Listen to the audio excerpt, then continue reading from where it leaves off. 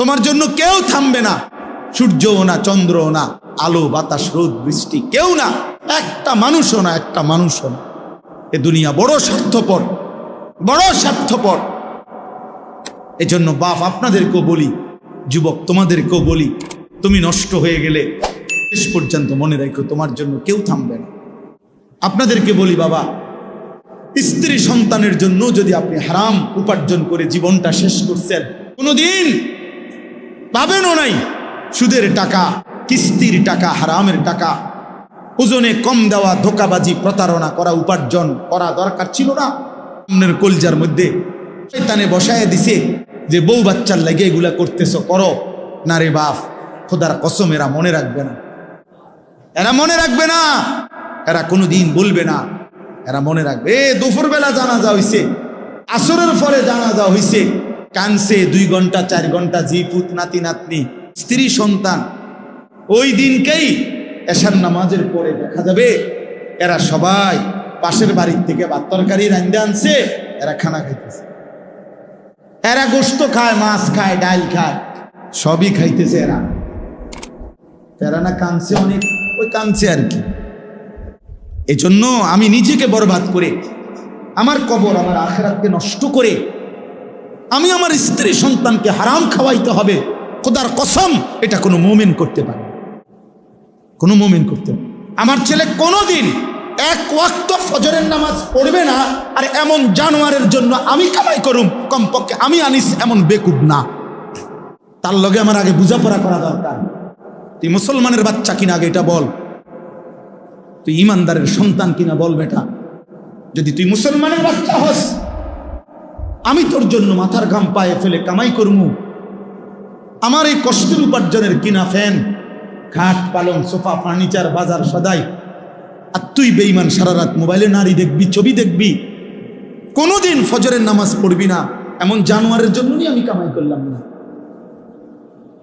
এমন হাইওয়ানের জন্য কামাই করতে বলছে কে? যার কপালে সেজদা নাই অত মানুষ না।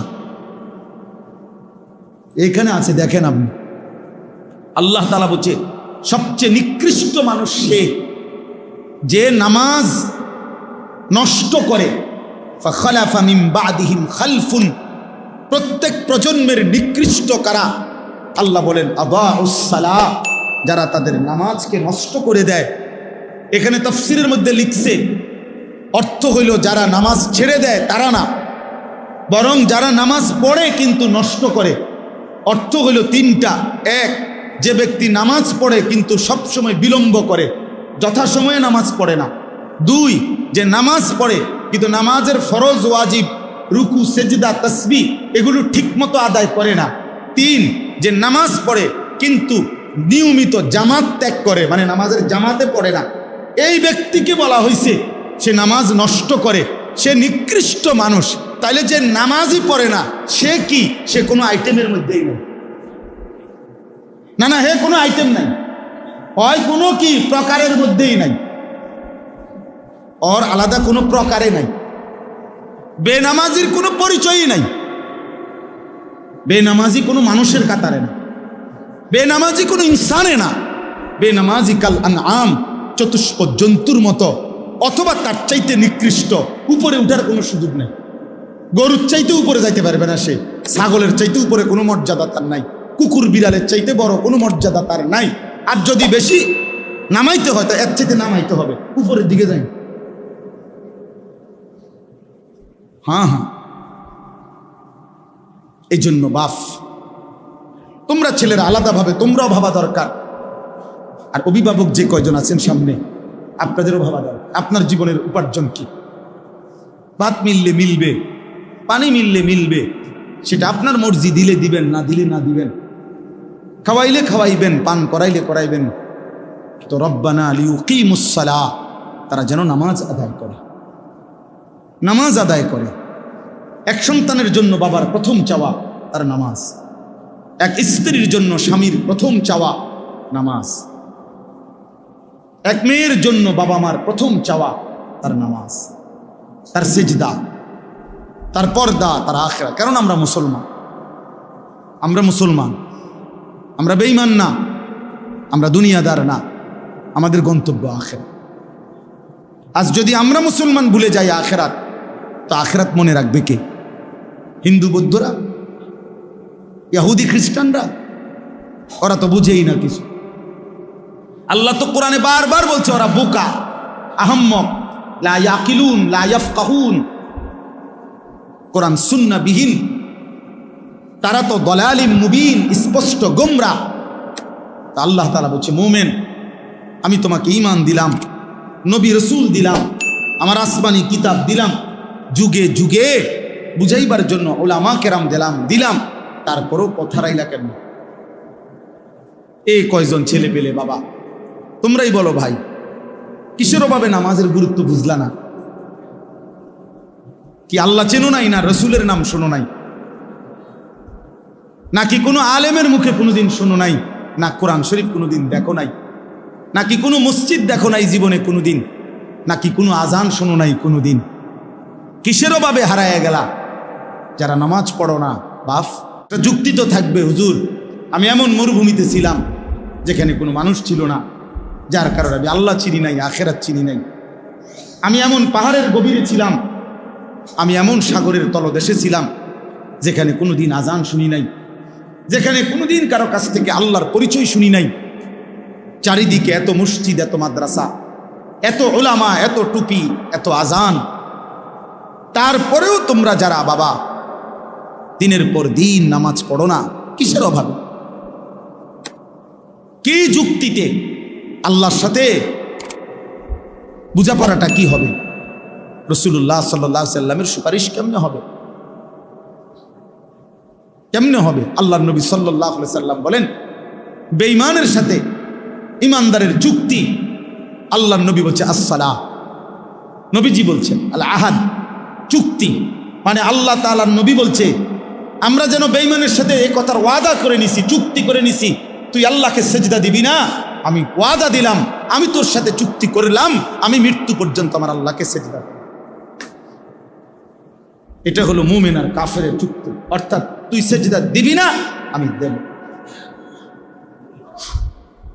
আল্লাহর নবী বলছেন ফারকু বাইনানা ওয়া বাইনাল কুফরি ওয়াশ শিরক, আমাদের ইমানদারের মাঝে আর মুশরিক কাফেরের মাঝে পার্থক্য আসসালাহ, নামাজ। নামাজ, ইমানদার সেজদা দেয়, নামাজ পড়ে, মুশরিক বেঈমান নামাজ পড়েন। নবীজি সাল্লাল্লাহু আলাইহি সাল্লাম বলছে মান তারাকা সালাতাম মুতাআম্মিদান ফাকাদ কাফারা, যে ইচ্ছে করে নামাজ ছেড়ে দিল সে কুফরি করল। খোদার কসম বাপ, তো রাসূলুল্লাহ সাল্লাল্লাহু আলাইহি সাল্লামের হাদিস।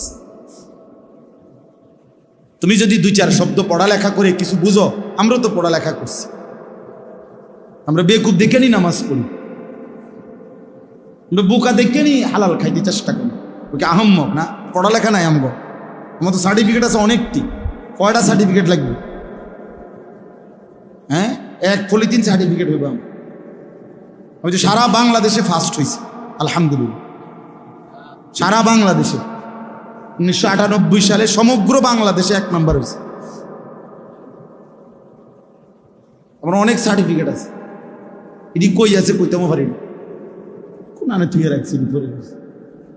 তো অর্থ হইল তো বোকা না, সেজদাওয়ালা কি বোকা চাচা? ওরা কি ভাবছে, ওরা কি ভাবছে? শয়তান দুশ্মন ওদেরকে একটা চুলের মধ্যে লাগায় রাখছে, যে সারাদিন চুল ফিরাইবা এভাবে, এতে সালা এদের একটা কাম দিছে, শুধু চুলেটারে ফিরাইবা, চুলের উপরে 3 মাসের ডিজাইন বদলাইবা, চুলের উপরে কমপক্ষে 500 টাকা চুলের সেলুনে খরচ করবা। কারণ একেবারে স্পষ্ট কথা মনে রাখবেন, ছেলে বাবা মনে রাখো, চুলের উপরে ব্যস্ত থাকা, চুল নিয়ে, চুলের সৌন্দর্য, চুলের মধ্যে রূপচর্চা, চুল নিয়ে ব্যস্ত থাকা, এটা নারীর স্বভাব। এই জন্য এই পৃথিবীতে নারীর চুলের জন্য হাজারো আইটেমের তেল প্রসাধনী আছে। নারীর সৌন্দর্য তার চুলে, এজন্য নারী তার চুল সুন্দর রাখা, লম্বা করা, চুলের উপরে, সৌন্দর্যের উপরে বহু ফিকির করে। এজন্য যেই সমস্ত ছেলে এই চুল নিয়ে ব্যস্ত, তোর মধ্যে মূলত পৌরুষ নাই, নারীর স্বভাব তোর উপরে গালেব, এই জন্য তোর মধ্যে এই মানসিকতা। পুরুষ যেটারে বলে ওইটা তুই হারায় ফেলছ। মনের চাহিদার অনুসরণ করে এই প্রিয় যুবক কিশোর বাবা, বুঝতে শেখো বাপ, নিজের হাতে নিজেরে তুলে নিও না বাবা। এই পৃথিবীতে মানুষের বাচ্চার গরু ছাগলের বাচ্চা এক না। গরু ছাগলের বাচ্চা এটা নিজের মতো চললে কোনো অসুবিধা হয় না, যার কারণে 2 বাজার পরে গাবি বিক্রি করে দেয়, বাচ্চা এমনি বড় হয়ে যায়। বাছুর অসুবিধা হয় না, কারণ দুধ খানার মাসালা, ঘাস খানার মাসালা, আর তেমন কিছু নাই। কিছু দুধ খাবে আর ঘাস টাস খাবে, দৌড়াদৌড়ি করবে। এই গাভীর বাচ্চার এর দূরে মূল বিষয়। কিন্তু মুসলমানের বাচ্চা, মানুষের বাচ্চা এটা না ভাইয়া। মানুষের বাচ্চার ইমান, ইসলাম, আখলাক, লেনদেন, আদব, আচরণ সব কিছু সুন্দর করা, ওই আলোকে জীবন গড়া, কবর ঠিক রাখা, হাসরের ময়দান আখেরাত ঠিক করা, এটা পুরা একটা জিম্মাদারি।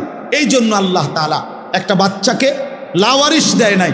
মাথার উপরে তার মা, বাবা, দাদা, দাদি, নানা, নানি, বড় ভাই, বড় বোন, চাচা, মামা, ফুফা, খালু, এত অভিভাবক দিয়ে আল্লাহ তাআলা তার মাথার উপরে রাখছেন যেন সে উত্তম আখলাক নিয়ে জিন্দেগি গঠন করতে পারে। এটা লাওয়ারিশ না, লাওয়ারিশ না। এজন্য প্রিয় ভাই আমার, আল্লাহ বলছে ওয়াত্তাবাউশ শাহওয়াত, যে তার মনের চাহিদার অনুসরণ করে, তার মনে যা চায় তা। কিসের আল্লাহ, কিসের রসুল, কিসের কোরআন, কিসের কিতাব? হুজুর আমি কিচ্ছু মানি না, আমি মুক্ত, আমি স্বাধীন, আমার মনে যা চায় তা। আমি 3 মাস আগে চুল রাখছি এভাবে, এখন রাখছি এভাবে। আমি একবার পরছি সিপা ফ্যান্ট, আবার পরি ডোলা ফ্যান্ট। আমার যা মন চায় তাই। আমি মন চাইলে দাঁড়াইয়া পেশাব করি, মন চাইলে বসে পেশাব করি, মন চাইলে হাঁটতে হাঁটতে পেশাব করি। না রে ভাইয়া, এটা মুসলমানের জিন্দেগি না, এটা মানুষের জীবন না, এটা মুমিনের জীবন না বন্ধু। নিজের হাতে যে নিজেকে তুলে নেয় সে শয়তান, সে শয়তান, ইবলিস।